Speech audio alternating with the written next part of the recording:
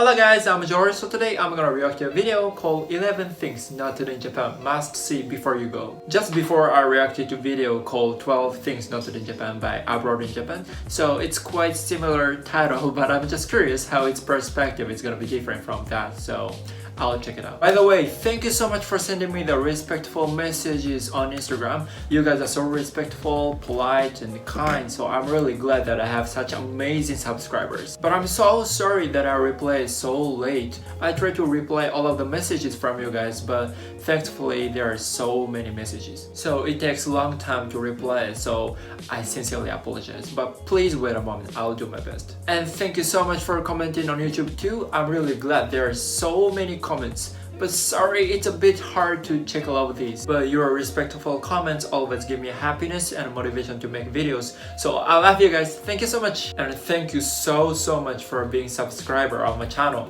ありがとうございます。 I hope you guys enjoyed this video, and let's go. Okay, so 3, 2, 1, go. Here are 11 things that you should absolutely not do while in Japan. Number 1, don't tip. Tipping is not a part of Japanese culture. Someone will probably come running after you with your money if you do. Now in some restaurants you'll see a vending machine where you just insert your money and you choose whatever food item you want. So there's actually no waiter that you could tip. Either way, don't leave a tip because it's actually considered insulting to the waiter.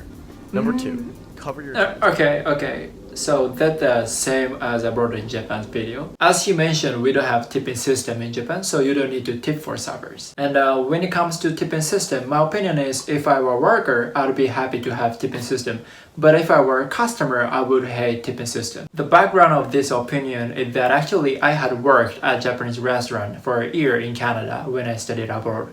About 5 years ago. I was working as a server and I got tipped from customers. And at the Japanese restaurant where I worked, at the time the wages were $8 to $9 per 1 hour. So actually I like that. Because if you work hard, kindly, appropriately, politely, you can get more money. And also you can improve your communication skills. For me was I could improve my English skills as well. In Japan we don't have tipping system, so whether you work hard or not, it's the same wages as the guy who actually doesn't work hard much. So it's not fair, right? That's why I like the tipping system as a worker, but definitely not as a customer.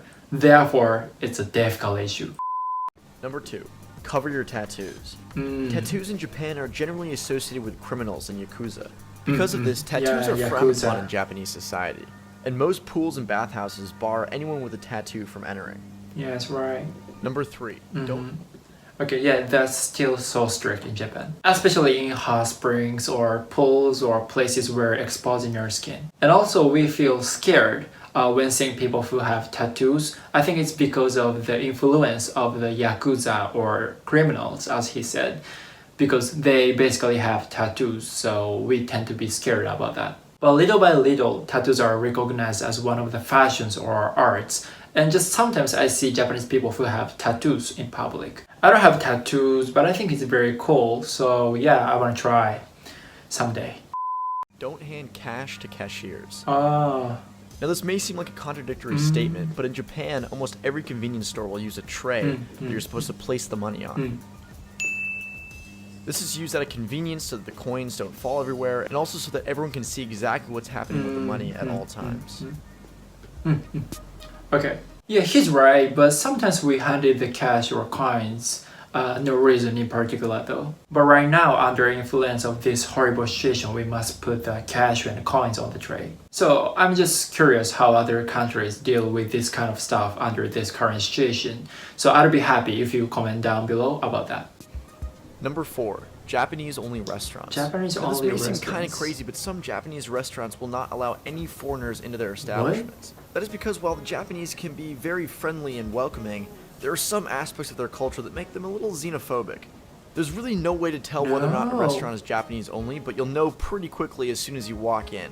Usually what happens is a waiter will wave his or her hands no, you'll be told to leave, or any combination of those. Oh my god, no, never. No, these kind of things will never happen. I've never heard about that, and I've never seen this kind of restaurants or places. Don't worry, you can go wherever you want, and if you encounter this kind of situation, please let me know, and I'll take you to much better restaurant.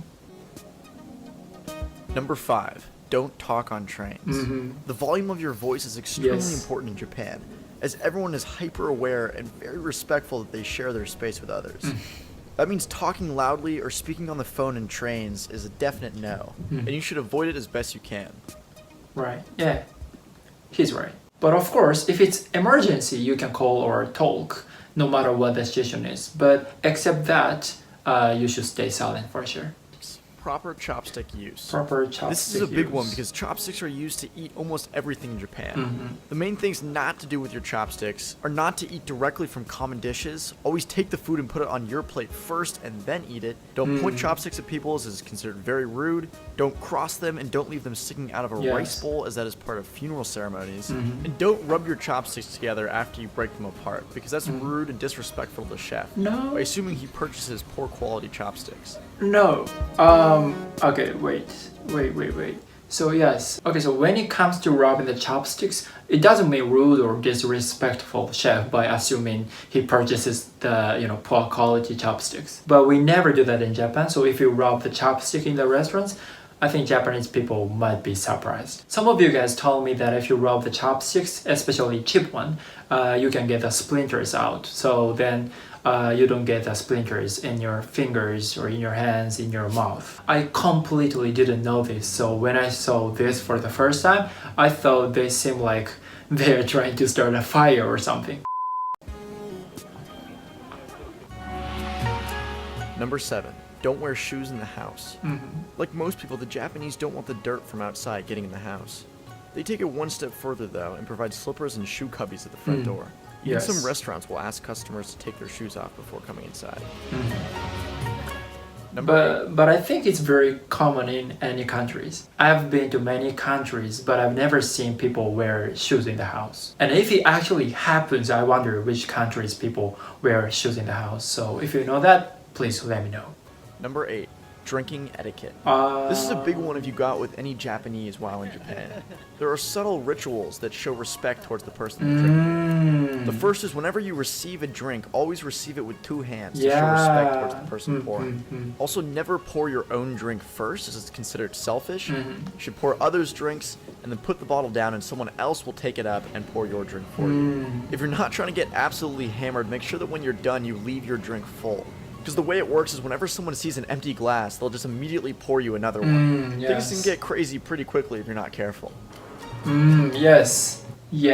Maybe that sounds very strange, but it's actually true. I often do this way for even friends or families, but especially when you drink with elderly people or the person who you respect, I 100% do this way. In Japan, we have seniority system. That means respect elderly people and being polite to them. So if you come to Japan and do like this, Japanese people will think, oh, this guy is very, very nice and polite. So if you come to Japan, try this way.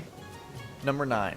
How not to eat sushi. How not Fish to have been eat the sushi. central part of the Japanese diet for centuries, and they've developed tons of different ways to better enjoy the fish, so it's not a bad idea to get to know some of them. The first mistake that most people make is ordering a bunch of sushi at once, instead of a little bit at a time, which they recommend. It's because the temperature of the fish actually matters. You're supposed to eat it as soon as it comes onto your plate. That's why you sit right at the bar in most sushi places in Japan. The next big mistake that people make is dunking the rice directly into the soy sauce, which makes it absorb way too much. The correct way to do it, if you're going to do it at all, is to flip the fish over so that just the backside of the fish touches the soy sauce. This allows the soy sauce to enhance the flavor of the fish, but without drowning it out. Okay. This reminds me of when I worked at a Japanese restaurant in Canada. I saw a lot of customers dunked sushi into the soy sauce and I was like, oh my god, that's too much. But I saw the customer's happy face, so I decided not to tell the truth.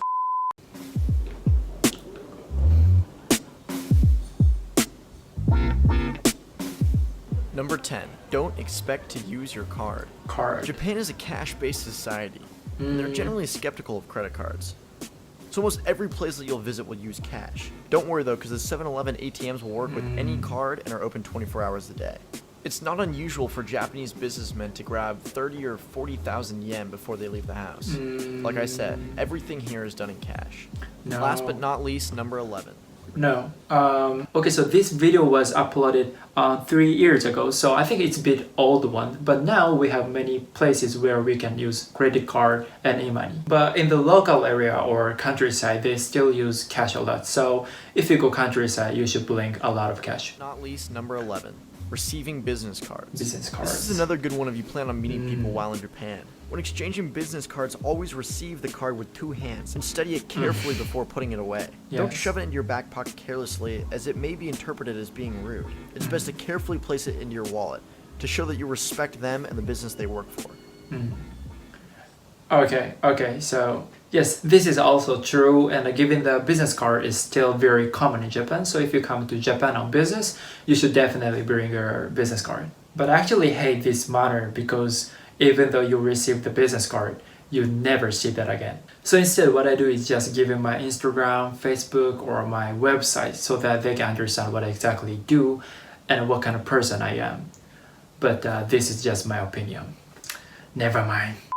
Okay, it was really interesting to see their perspective and how this content is different from abroad in Japan. 5 things are the same as abroad in Japan out of 11 things, but 6 things are different, so I enjoyed watching this very much. I hope you guys can come to Japan soon after this current horrible situation ends, and we warmly welcome you anytime. And I also want to visit overseas countries like America, UK, India, Canada, Germany, Australia, Philippines, Indonesia, Sweden, Netherlands, Nepal, Brazil, Malaysia, France, Spain, Italy, Poland, Norway, Mexico. Alright guys, thank you so much for watching this video. If you have any recommendations or requests, please comment down below. And if you like this video, please hit the like button and please subscribe to my channel. Thank you so much. Have a good day. Bye.